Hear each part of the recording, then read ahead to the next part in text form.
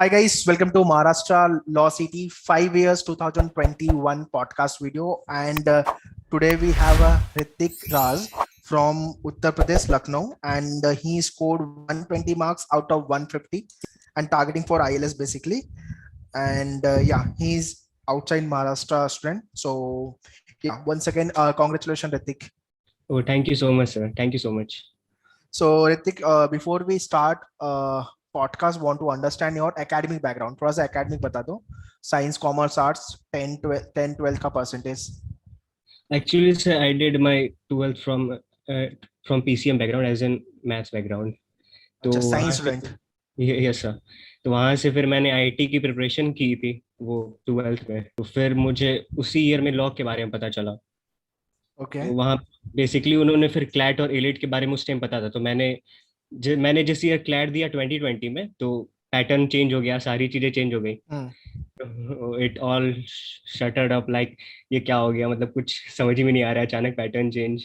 तो फिर मैंने मतलब मुझे उस टाइम एमएचसीईटी के बारे में कोई ऐसे आइडिया नहीं था, as in I am new to this thing, और मुझे इस बारे में कोई आइडिया नहीं था। तो फिर मुझे बाद में फिर एमएचसीईटी के बारे में पता चला। मेरे एक फ्रेंड ने बताया मेरे को कि एमएचसीईटी यार, उसमें तो जीएलसी एज इन एशिया का सबसे ओल्डेस्ट लॉ कॉलेज है, और फिर ILS as in they are itself a brand, तो you can also try it. तो फिर इस ईयर मैंने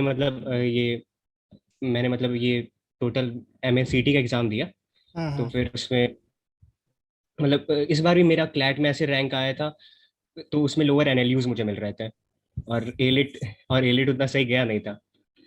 तो फिर last option as in I only left with MHCT. तो मैं बस ये होप कर रहा था कि यार एमएचसीटी बस मिल जाए इस बार।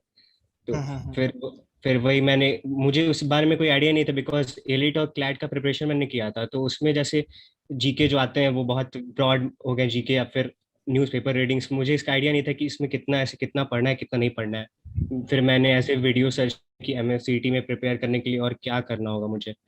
तो फिर वही बहुत सारे ऐसे वीडियोस थे जिसमें एनालिटिकल बेसिक्स पे सही करना है। फिर मैंने मैनवर के कई सारे वीडियोस देखे जिसमें ऐसे कहा कि 110 plus at that time is a good score in MSCET. तो फिर मैं मतलब हमेशा यही टारगेट कर रहा था कि मतलब 110 प्लस ऐसे आ जाए कि But मतलब। that is for the MS. और MS में थोड़ा सा कट ऑफ ज्यादा हाँ। required है.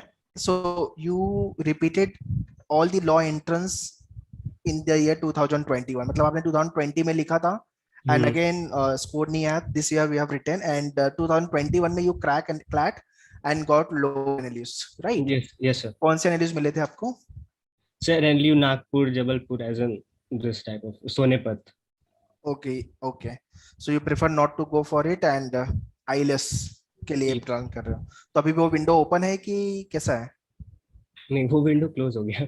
वो विंडो क्लोज हो गया. ओके, ओके, ठीक है. So what motivated you to go for the law field? Actually sir, मतलब मेरी ये थिंकिंग रहती थी कि नहीं, मुझे मतलब कुछ भी करके एज इन कुछ सिविल सर्विसेज ऐसे करनी है, ओके. जैसे एज इन यूपीएससी पीसीएस, इस तरह की थिंग मुझे करनी है। मैं मस्त कोई ग्रेजुएट करके ऐसे डिग्री करूं, बट मुझे एज इन खुद से पता नहीं था कि मेरे को कौन सा सब्जेक्ट ज्यादा इंटरेस्टिंग मुझे लगता है उस टाइम। तो मैंने मैथ्स ले लिया, सारे मेरे घर में मैथ्स लिए, तो मैंने मैथ्स ले लिया। फिर पता चला कि यार मैथ्स में तो मेरा इंटरेस्ट ही नहीं है, खत्म, हम्म. ये सब्जेक्ट तो खत्म है मेरे से। फिर लास्ट में ऐसे मेरे को पता चला नहीं, social studies I am good at it. तो फिर मुझे लगा कि नहीं, law is the field I am made for तो मुझे इसमें जाना चाहिए। Okay, great. सो जब फील्ड को स्विच कर रहे थे, मतलब साइंस बैकग्राउंड से अभी ऑल टुगेदर लॉ बैकग्राउंड में आ रहे थे, तो हाउ वाज द फीलिंग? कुछ डिफरेंट लगा आपको? Actually sir, I took 1 month time for this switching thing. Okay. तो मुझे बहुत सारे ऐसे मैंने इंजीनियरिंग का, जैसे मैंने बताया कि मैंने बहुत इंजीनियरिंग का एंट्रेंस एग्जाम दिया था, तो उसमें कई सारी यूनिवर्सिटीज मुझे मिल रही थी। तो but that are not worth going, because जब आप कंपटीशन से नहीं जाओगे तो फिर अच्छा नहीं लगेगा ना आपको भी कि यार मैं कैपेबल हूँ या नहीं हूँ यहाँ पहुँचने के लिए। हम्म. फिर I talk to my dad कि मुझे नहीं पढ़ना है, मैं लॉ करना चाहता हूँ।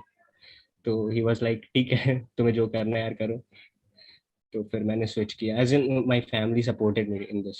Great, is good thing. आज के टाइम पे अगर पेरेंट्स को बोला कि ये साइंस से लॉ कर रहा है तो डंडे निकाल के अच्छा. This is what the ideal Indian mentality. Next is nothing but our preparation journey towards all the law entrance.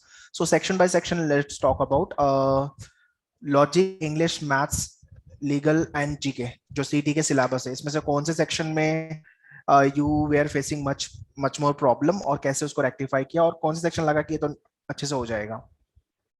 Sir, I am facing much more problem in like maths, in basically mathematics. Mathematics, being in science background, maths में कैसे problem हो सकती है? Sir, as in maths वो the speed problem. अच्छा, क्योंकि हमें तो ऐसे स्टेप बाय स्टेप करने की आदत है, फिर ये स्टेप वाइज, और फिर मुझे वही मैथ्स में इसीलिए प्रॉब्लम हो रही थी क्योंकि स्पीड लैग कर रहा था यहाँ पे। okay, और speed enhancement problem. और फिर आपने अपने वीडियो में ऐसे भी कहा था कि इस बार मुझे लग रहा है कि मैथ्स काफी ज्यादा पूछने वाली है सीईटी, तो आई वाज लाइक नहीं यार, मैथ्स तो कर ही लेना है इस बार कैसे भी। बट लकली नहीं पूछा उन्होंने, क्योंकि कुछ पता नहीं था ना, कैसा जंबल कर दिया था, कुछ भी पूछ रहे थे, so we can not take risk. Yes sir. Okay, and what about other sections? Sir, I am good at logical reasoning thing, तो I was like okay, logical reasoning तो अपना सब्जेक्ट है, इसमें तो आना ही है। फिर मैंने मतलब इंग्लिश के लिए एज इन आपने बताया था कि वो कैब इस बार काफ़ी ज़्यादा आ रहे हैं, मतलब एमएससीटी ने जब पैटर्न चेंज किया है तो वो कैब बहुत ज़्यादा आ रहा है, तो उसके लिए मैंने word list, idioms and phrases आपने बताए थे, तो वो मैंने पूरी रिवाइज की। So during your preparation after getting the CLAT and ALET का result, when it's, I mean ये पता चला कि अब तो लास्ट CET है, so ऐसा बैटरी डाउन मोमेंट आया था यार, अब ये नहीं निकला तो फिर तो ऑप्शन नहीं है ऐसा? Yes, it's a battery down moment, like मतलब रिलेटिव्स ने तो यहाँ तक कह दिया था नहीं यार इंजीनियरिंग में चले जाओ, क्या जरूरत रखा है लॉ फील्ड में जाने का। तो माय फादर वाज लाइक नहीं यार, तुम तो लास्ट एग्जाम है, you you have to crack it, you can crack it. तो मैं मतलब ऐसे फिर मेरा लास्ट पेपर था, मैंने सोचा कि नहीं इसको मैं फुल फ्लेज दे देता हूँ, नहीं हुआ तो आगे देखेंगे, बट इसमें पूरी तरह से सब कुछ करना है इसमें कैसे भी। Okay okay, great. When you written the actual exam, तो फीलिंग कैसी थी? पेपर बहुत इजी लगा, और what was the mistake you think आपने किया जो नहीं करना चाहिए किसी स्टूडेंट को एक्चुअल एग्जाम में? एक्चुअली सर, मैं जब ऐसे पेपर देके गया तो मैंने लास्ट मॉक ऐसे एमएससीटी का ऐसे ही दिया था सैम्पल पेपर का, तो उसमें मेरे 101 आए थे सिर्फ। तो ओके. तो मुझे लगा कि नहीं ठीक है यार, मतलब 101, अभी तो 110 से 10 से प्लस की बात हो रही है, 101 ही आ रहे हैं, मतलब कैसे होगा। जैसे मैंने पेपर देखा तो आपने 3 इयर्स का जो हमारा पहले हो गया था, तो 3 इयर्स का करंट अफेयर्स का आपने पीडीएफ ऐसे अपलोड किया था, पूरा पीडीएफ ऐसे 54 क्वेश्चन का, तो आपने बोला था कि जीके इज क्वाइट इजी, जिसका मुझे खास करके डर था कि जीके क्या ही आने वाला है। फिर मैंने जीके को वो पूरा जीके देखा कि अच्छा इस तरह की जीके आ रही है, फिर पेपर भी, और जब मैंने पेपर ओपन किया, लाइक वो पेपर काफी इजी है। तो फिर मैंने पहले इंग्लिश अटेम्प्ट किया और जैसे जैसे क्वेश्चन आते गए मैंने सॉल्व किया। तो मेरा मेरा मतलब ये मोटो था कि नहीं, कम से कम एटलीस्ट मेरे 120 तो आ ही जाएंगे। बट हाँ, बेसिकली मेरे से ये मिस्टेक हो गई कि मैंने कुछ क्वेश्चंस को जल्दी जल्दी में सॉल्व करने की कोशिश की, जिस वजह से मैंने गलत ऑप्शंस चूज कर दिए कुछ कुछ क्वेश्चंस में। मतलब इसमें पेशेंस रखना बहुत जरूरी है। एज इन होता क्या सर कि इसमें नेगेटिव मार्किंग होती नहीं है, तो लोग ऐसे इसको फॉर ग्रांटेड लेते हैं कि नहीं ये पेपर ईजी ही रहेगा, बट बेसिकली क्या होता है कि पेपर ईजी होता नहीं है, नेगेटिव मार्किंग तो नहीं होता है, बट उसमें क्या होता है वो सबके लिए नहीं होता है, वो सबके लिए उतना ही ईजी रहेगा, तो कंपटीशन बढ़ जाता है। Right right. So basically, when you are writing the real exam, you should not be in hurry, and be in present while you are attempting the paper, and be conscious, एकदम serious होके paper को attempt करना है, जल्दी जल्दी में कुछ question wrong नहीं करने. That is why writing mock is important. जो भी यस मिस्टेक सर. करनी है mock में करो, actual exam में नहीं. Yes sir, writing mock is best medicine for this. Okay. So last question. What tips or the session you want to give to upcoming year aspirant, और क्या गलती उनको नहीं करनी चाहिए अगर अच्छा स्कोर और कॉलेज चाहिए लॉ प्रोग्राम को लेके? Sir basically I want to say कि not to take things for granted, as in आपको नहीं कुछ आ रहा है मॉक में, अगर उस टाइम के लिए आपका कोई सेक्शन गलत हो रहा है तो आप उसी वक्त उस सेक्शन को सही करो। जो आपको अगर ब्लड रिलेशन में प्रॉब्लम है, आप उसी वक्त ब्लड रिलेशन के 50-100 क्वेश्चंस को सॉल्व करो। ये कल के लिए ऐसे मतलब फ्यूचर के लिए छोड़ना है, जैसे कि ब्लड रिलेशन नहीं आ रहा है कल कर रहे हैं, ये मैथ्स में ये चैप्टर नहीं आ रहा है उसको कल कर रहे हैं, ये वाली चीज सही नहीं होती है। जो आ रहा है वो अभी आएगा, वरना फिर नहीं हो सकता वो। Right. Okay. Anything else? No sir, that's all. Okay. So if I summarize entire podcast of Ritik, so very first, सबसे पहले तो in general सबके लिए है कि start your early preparation. Second, as Ritik repeated CT exam, I mean law के entrance 2020 में भी दिया नहीं हुआ, इस साल वापस लिखे है. So lower NLUs, but yeah, option open था, CLAT, ALET and CT लिखा. So finally somewhere he got at least decent score, decent college. तो 3 से 4 एग्जाम तो लॉ के लिखो ही आप डेफिनेटली. Yes, sir. और must write the mock test and analyze your mock test before you write the real exam. Yes, and do have a proper planning for the preparation roadmap. proper होना चाहिए आपका सारे section को लेके. And you should know कौन सा area मेरा week है, स्ट्रॉन्ग है, ये सब पे आपको रिग्रेसली वर्क करते रहना है. And do have a proper mentorship for your preparation because entrance exam is unlike the academic.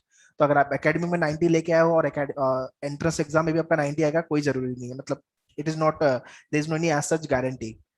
तो Yes. एंट्रेंस एग्जाम बहुत ही अनसर्टेन होता है. सो डोंट थिंक कि स्कूल में आप मॉनिटर थे या स्कूल में आपने अच्छा परफॉर्म किया था, परसेंटेज अच्छा आया था, तो एंट्रेंस में भी ऐसा अच्छा करोगे. Not necessary. ठीक है. So such kind of podcasts keep on coming up, guys. So do watch all the podcasts and share it to all your friends, those who are targeting for GLC, Mumbai, ILS, Pune colleges, basically targeting for good score in CET exam. And from after watching the podcast, whatever things you are learning, try to implement same in your preparation, which will help you and boost your preparation. All right. So Ritik, coming and sharing your experience, and the same thing I think will help all the aspirants, those who are preparing for the exam. Thank you to you, sir. Thank you to you, sir. You're welcome. Yeah. And once again, congratulations. All the best for your career. Thank you, sir.